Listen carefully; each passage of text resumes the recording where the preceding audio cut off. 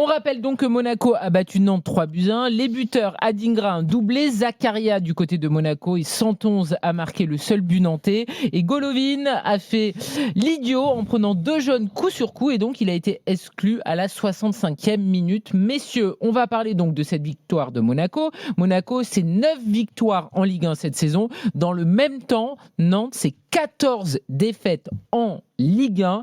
C'est bien simple, hein, on l'a dit, on le répète quand même, il n'y a aucune équipe qui s'est sauvée depuis l'instauration de la victoire à 3 points avec si peu de points après 22 journées de Ligue 1. Donc Nantes, là, est condamné a priori à la Ligue 2. Rappelle-toi ce que je vous avais dit, Karine. Tout le monde m'était tombé dessus en début de saison. Lionel, mais pas tout le monde est tombé dessus, les supporters nantais. Excusez-moi, voilà. Messieurs, les Nantais, les Nantaises, messieurs, mesdames, parce que c'est vrai que quand tu vois l'effectif qui a été construit par le FC Nantes, tu te dis que ça va être très très compliqué à aller se maintenir. Et en fait, aujourd'hui, je pense que tu t'en rends compte que ça va être très très compliqué pour eux de se sauver. Moi, je vois plus Auxerre se sauver que le FC Nantes, par exemple, là, par rapport au contenu qu'ils proposent. Et on l'a vu ce soir contre Monaco. 14 points.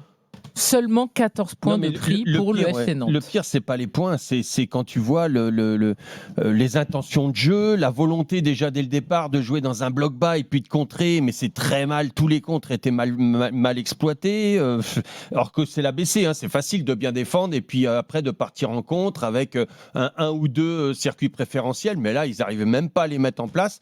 Ils n'ont pas les joueurs pour, Lionel. Non, mais c'était le choix de l'entraîneur quand même. Bien sûr, mais ils ont pris des joueurs qui fonctionnaient déjà si pas. Si tu veux faire ça, il faut des flèches et des mecs qui ont un peu de coffre sur les côtés pour se projeter.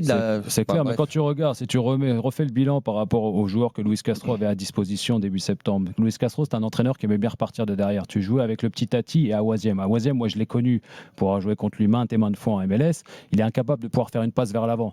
Ça ne veut pas dire que c'est un mauvais joueur, ça veut juste dire. Mais c'est pas très rassurant quand même, ce descriptif. Oui, c'est vrai que je suis un peu dur, mais tu peux être un très très bon joueur sans avoir surtout forcément quand tu joues derrière, quoi. Ouais, c'est vrai que c'est un peu embêtant. C'est-à-dire que s'il fait des passes que derrière, en étant déjà un défenseur, ça finit dans les cages de son propre gardien. C'est embêtant. Excusez-moi, mais bon, c'est mes mots. En tout cas, je les assume. Et aujourd'hui, tu as changé d'entraîneur, tu as mis Cantari. Bon, alors c'était nécessaire de changer d'entraîneur, quoique le timing était mauvais. Et tu te retrouves avec un entraîneur qui a une autre manière de jouer que Cantari, mais qui a les mêmes joueurs. Donc ils ont essayé de faire intégrer des jeunes, ça fonctionne pas parce qu'au niveau des jeunes c'est aussi un peu difficile, même s'il y a du talent quand même dans ces jeunes joueurs. Honnêtement, je vois pas comment le FC Nantes pourrait se sauver. Pour moi, c'est la pire équipe que j'ai vue, hein, honnêtement. En tout cas, ce soir, hein, ce qu'ils ont montré. Alors, il y a des fois, ils ont été moins mauvais, mais là, ce soir, c'était vraiment cataclysmique. Je pense que les supporters nantais doivent se tirer les cheveux. Et justement, Alexandre, supporter nantais, est avec nous au 32-16 sur RMC. Salut Alexandre. Bonsoir à tous. Bonsoir Karine, bonsoir Lionel, bonsoir Maxime. Bonsoir. Alexandre, es-tu chauve? Déjà, je vais excuser par rapport à Maxime. Quand je l'ai entendu parler en début de saison sur le FC Nantes, j'ai été serré sur ce qu'il disait. Mais finalement, il dit tout le temps n'importe quoi. Sur toute la ligne. Donc tu t'excuses, c'est ça, Alex? Nous sommes le 13 février 2026 et tu t'excuses sur RMC, c'est ça, Alex? C'est sympa. Parce qu'aujourd'hui, on a beaucoup trop de problèmes. On a des anciens qui ont plus de 35 ans qui ne savent pas jouer au foot, que ce soit un gardien de but, en parlant de Lopez, ou El Arabi qui ne peut plus courir. Non, mais Anthony Lopez, c'est pas le problème du FC Nantes quand même, Alexandre. Je pense qu'avec Mathis Sablin, c'est peut-être la seule éclaircie de cet FC Nantes. Oui. Je parle juste que Maxime Lopez n'a pas fait d'arrêt depuis 5 mois. Mais bon, c'est pas le problème du FC Nantes. On a des jeunes qu'on a lancés à l'abandon, alors que c'était des petits jeunes qu'il fallait polir comme des diamants, comme Tabibou, un petit jeune comme Leroux qu'on ne voit plus, alors qu'il était demandé à Monaco l'été dernier pour 20 millions d'euros. Il n'est pas parti. Et on ne le voit même plus en tant que remplaçant, alors que le jour il est très bon. On a Tabibou qu'on a fait jouer au milieu de terrain avec Castro qui perdait tous les ballons sur ce qu'il faisait. Et au final, on se rend compte que les joueurs n'ont pas envie, ne seront jamais inquiétés, parce que quoi qu'il arrive, si ça se passe mal au FC Nantes, c'est la faute d'Equita. C'est la faute d'Equita, et à juste titre, parce qu'ils font n'importe quoi dans leur gestion d'entraîneurs, de managers, d'équipes, de transferts, de tout ce qu'ils font. Dans la gestion de l'effectif, c'est catastrophique, Alexandre. C'est catastrophique, que ce soit sur la gestion d'effectifs, la gestion d'entraîneurs, la gestion financière. Mais nous, en tant que supporters, quand même, 25 000 supporters à chaque match, alors qu'on joue la relégation. C'est vrai. Une seule victoire à domicile contre Auxerre, alors que pour moi, c'est un des plus mauvais matchs, encore plus mauvais que ce soit La seule victoire à domicile, c'est contre Auxerre, et c'était pas beau. Et on est 25 000 à payer des places à 30 ou 35 € la place pour aller à la Beaujoire, et les gens continuent à se déplacer. Il y a un engouement à Nantes. C'est peut-être la seule éclaircie, c'est vrai, de cette saison. Les gens ont envie les que ça supporters. réussisse. On a tous envie que ça réussisse. On est prêt à tolérer des échecs, des défaites, parce que les gens, on veut un minimum d'envie, mais les gens n'ont même pas envie, parce que même s'ils avaient un peu envie, même s'ils n'ont pas envie, ça tapera sur la direction. À juste titre, ils font n'importe quoi. Le père, le fils, ils font n'importe quoi depuis plus de 10 ans. Ça fait plus de 10 ans qu'ils font n'importe quoi. Mais les joueurs, je vois Ablin. Regardez, par exemple, Ablin, depuis le début de saison, on va dire que c'est le meilleur joueur de l'effectif, la plus grosse valeur marchande. Mais fondamentalement, sur ce qu'il apporte dans le collectif, est-ce qu'il est bon? Non, il n'est pas bon. C'est difficile, Alexandre. Après, il est dans la pointe. Hein. Et Non, puis non, c'est- c'est encore du jeu encore. Attendez. Sur ce qu'il fait de manière individuelle, c'est très bien. Mais sur le collectif, sur les replis défensifs, sur les bonnes passes à réaliser pour que l'autre marque un but. Non, Ablin n'est pas bon. Il avait Non, parce envie de partir qu'Ablin, l'été dernier, il fallait le vendre. là où je te rejoins, Ablin, je pense que ça, il a déjà la tête ailleurs et là maintenant il va bien penser sûr, à lui avant de penser au club. Il fallait le vendre, prendre 25 millions l'été dernier, Bien et sûr, acheter tous les 2-3 jours. joueurs à 5 millions.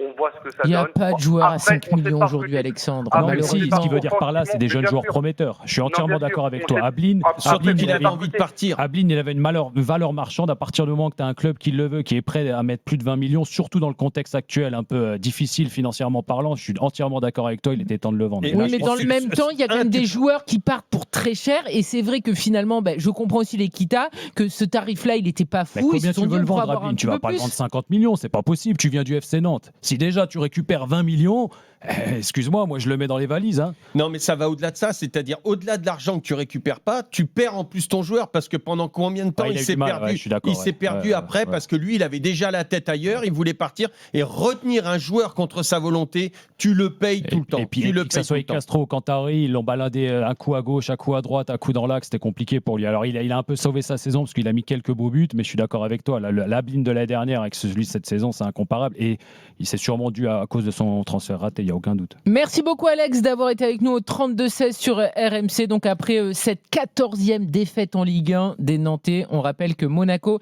s'est imposé ce soir au Stade Louis II 3-1 et donc prépare la venue du PSG. Ouais, moi personnellement, c'est le seul monégasque que je vais ressortir ce soir. J'ai trouvé très avenant.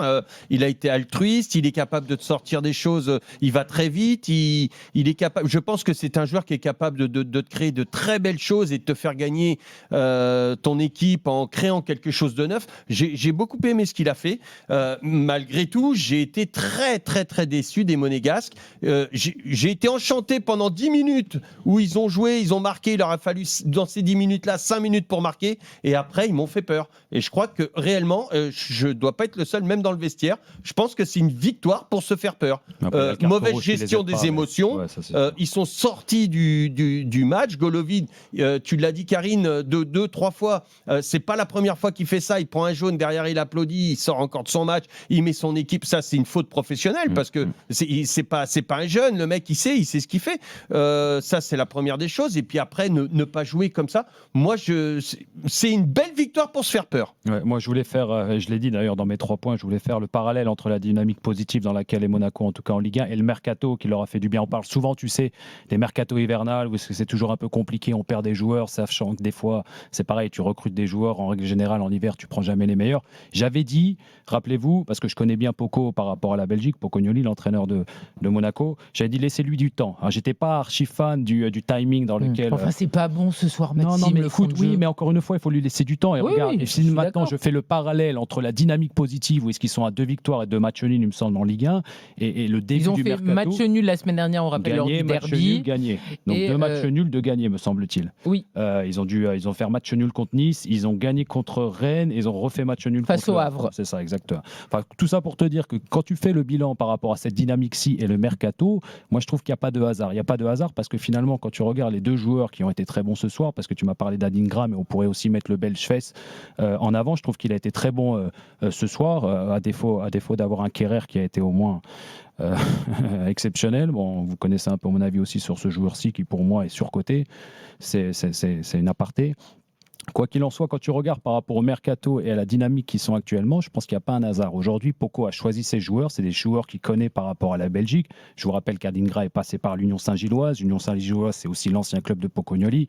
Fess, qui arrive de Leicester en prêt, qui est aussi un Belge que Pocognoli connaît très bien. Donc c'est pour ça, quand je vous avais dit, rappelez-vous, de laisser un peu de temps à Pocognoli, le temps déjà qu'il s'imprègne de la Ligue 1, qu'il comprenne exactement à quoi ressemble ce championnat-ci, qui est différent de ce qu'il avait connu en Belgique. C'est une première chose. Laissez-lui du temps de comprendre ses joueurs et surtout, laissez-lui du temps de ramener ses joueurs. Et aujourd'hui, c'est peut-être pas pour rien que Monaco est dans une dynamique positive. Maintenant, il va falloir qu'il confirme.